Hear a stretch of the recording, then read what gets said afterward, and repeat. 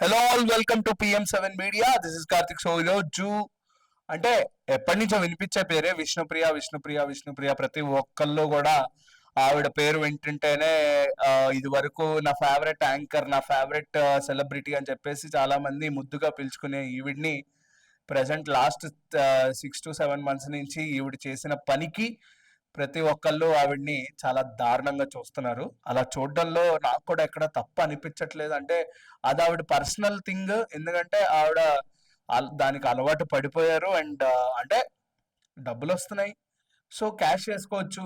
ఇలా 10 మందిని ఇన్ఫ్లుయెన్స్ చేసి 10 మంది ఏంటి, ఇప్పుడు ఆవిడ పెట్టిందని మనం ఎగేసుకుంటూ సబ్స్క్రిప్షన్ చేసుకుంటే తప్పు మనదవుతుంది. సో అటువంటి పైశాచిక మానసిక శారీరక ఆనందాలు కోరికలతో ఇటువంటి జనాలు ఉన్నప్పటికీ వాళ్ళు అలాంటివి చేస్తూనే ఉంటారు. ఇలాంటివి మనం చూస్తూనే ఉంటాము. సో ఇలా విష్ణుప్రియ మొన్న రీసెంట్ గా ఒక ఇన్స్టాగ్రామ్ సబ్స్క్రైబర్స్ వాళ్ళ ఏదైతే ఆ 390 ఏదైతే 400 సబ్స్క్రైబర్స్ ఎవరైతే ఉన్నారో, ఇప్పుడు 500 కూడా వెళ్ళుండొచ్చు, నాకు తెలీదు కరెక్ట్ గా ఎగ్జాక్ట్ కౌంట్. సో ఆ యొక్క సబ్స్క్రైబర్స్ ఎవరైతే ఉన్నారో వాళ్ళకి ఈవిడ ఎక్స్క్లూజివ్ పోస్టులు మాత్రమే కాదు, లైవ్లు కూడా ఇస్తుంది విత్ సెమీ న్యూడ్ పర్సనాలిటీతో. సో అటువంటి లైవ్స్ ఇస్తున్నప్పుడు ఆ subscribers already they are paying for Vishnupriya to show her body. So ఆవిడ బాడీ కోసం వీళ్ళు ఇంత పే చేస్తున్నారు కాబట్టి ఆ లైవ్ లో చాలా దారుణమైన comments, I want kiss you, I want hug you అని, ఏదైతే you are hot, you are super sexy, what, ఇటువంటి టైప్ ఆఫ్ సెక్షువల్ థింగ్స్ అనేవి మాట్లాడుతున్నారు అక్కడ.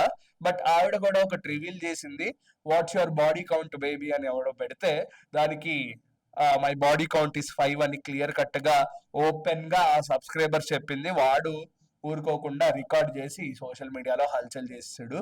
సో చూస్తుంటే ఇలాంటివి కలికాలం అంటే ఎక్కడికి పోతుంది సమాజం ఏంటి అర్థం కావట్లేదు. అంటే అమ్ముకోవడం, డబ్బులు సంపాదించడమైనా ఒక ఆడదానికి ఉన్న ప్రాధాన్యత అనే పాయింట్ మీదకి వస్తే దాని గురించి మాట్లాడే అంత అర్హత నాకు లేకపోయినా ఇది కరెక్టా కాదా అని క్వశ్చన్ చేసే యాజ్ అ కామన్ మ్యాన్ గా నాకు ఒక రైట్ ఉంది కాబట్టి it's not a correct thing అనేది నా పాయింట్.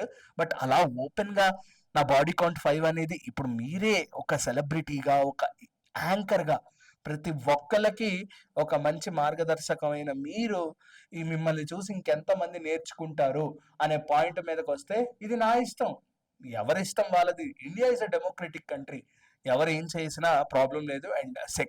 అండ్ సెక్స్ వీడియోస్ అవన్నీ ఇల్లీగల్ కాదు, దట్ ఈస్ కంప్లీట్లీ లీగల్.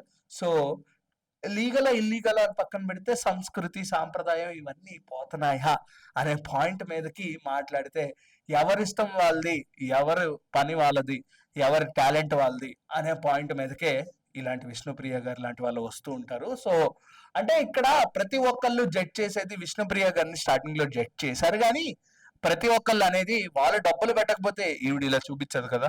ఈవిడ చూపిస్తుందంటే అలాంటి గొర్రెలు ఉన్నప్పటికే. సో మీరు మీ మైండ్ సెట్స్, మీరు మీ జనాలు మీరందరూ మారాలి.